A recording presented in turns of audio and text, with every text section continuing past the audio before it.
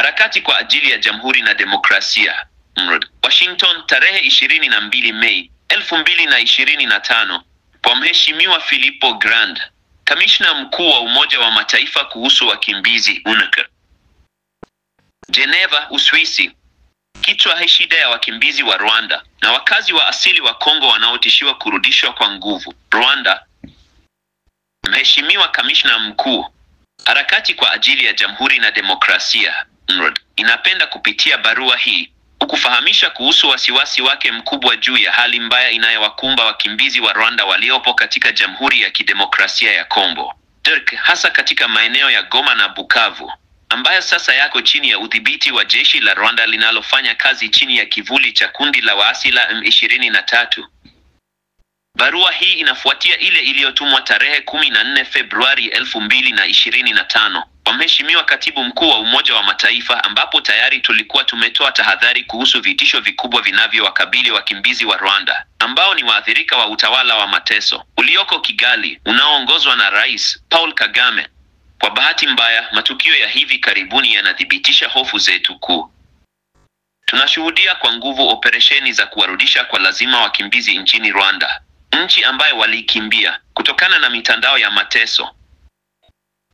Vitendo hivi vinaenda kinyume kabisa na kifungu cha 33 cha mkataba wa Geneva wa 1951 kuhusu hadhi ya wakimbizi, na vinakiuka kanuni ya msingi ya kutowarudisha kwa lazima.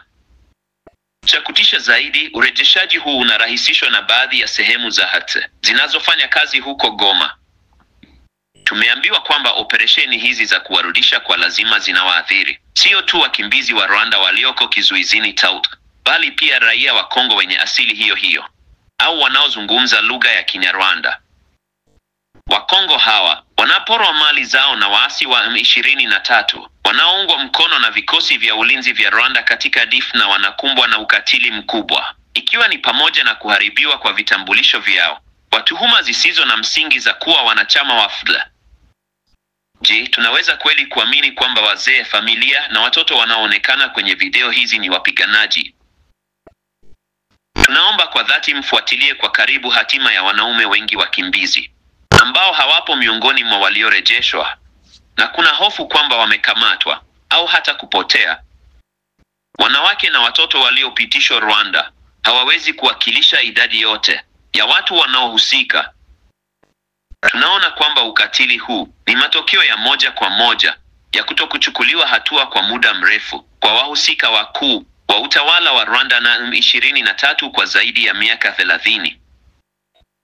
Chini ya uongozi wa Paul Kagame, wale walio DIF, ambao wakati mwingine huitwa mashine ya kuua, wananufaika na kutokuchukuliwa hatua, jambo linalowezesha ukiukwaji mbaya zaidi wa haki za binadamu. Tunasisitiza hapa umuhimu wa ripoti ya mapping iliyochapishwa na Kamishna Mkuu wa Haki za Binadamu wa Umoja wa Mataifa mwezi Oktoba 2010, ambayo inaorodhesha ukiukwaji mkubwa wa haki za binadamu uliofanywa katika Jamhuri ya Kidemokrasia ya Kongo, ambao unaweza kufafanuliwa kama uhalifu wa mauaji ya kimbari kama ungechunguzwa ipasavyo na mahakama husika. Miaka 15 baada ya kuchapishwa kwake, nyaraka hizi bado zinatia wasiwasi mkubwa. Zaidi ya Wakongo milioni 10 wanakadiriwa kupoteza maisha yao. Mamilioni ya wanawake wametendewa ukatili wa kingono, na ukatili unaendelea kila siku katika maeneo yanayokaliwa na M23 huko Darfur. Miongoni mwa walengwa wakuu wa ukatili huu ni wakimbizi wa Rwanda na wakazi wa Kongo wanaochukuliwa kuwa hawatakiwi katika mashariki mwa Jamhuri ya Kidemokrasia ya Kongo. Kuhusiana na jambo hili, tunasisitiza kwamba hatua zinazohitajika zichukuliwe mara moja ili kukomesha ukatili huu. Tunaomba HCR ihakikishe ulinzi wa kweli wa wakimbizi wa Rwanda ambao bado wapo katika Jamhuri ya Kidemokrasia ya Kongo, waliotelekezwa na jumuiya ya kimataifa. Wale waliohusika na uhalifu huu dhidi ya ubinadamu watambuliwe, wafikishwe mbele ya sheria na wahukumiwe ili kukomesha kabisa mzunguko wa kutowajibika. Tunaomba HCR ifanye uchunguzi kuhusu hatima ya wakimbizi waliorejeshwa kwa nguvu Rwanda, hasa wanaume ambao kupotea kwao kunatia wasiwasi. Tukisubiri hatua madhubuti na ya haraka kutoka kwenu. Tunakushukuru Mheshimiwa Kamishna Mkuu kwa umakini utakaotoa kwa wito huu. unaotolewa kwa jina la utu wa binadamu na sheria za kimataifa. Tafadhali pokea, Mheshimiwa Kamishna Mkuu, heshima zetu za dhati. Kwa niaba ya MRD, Bi.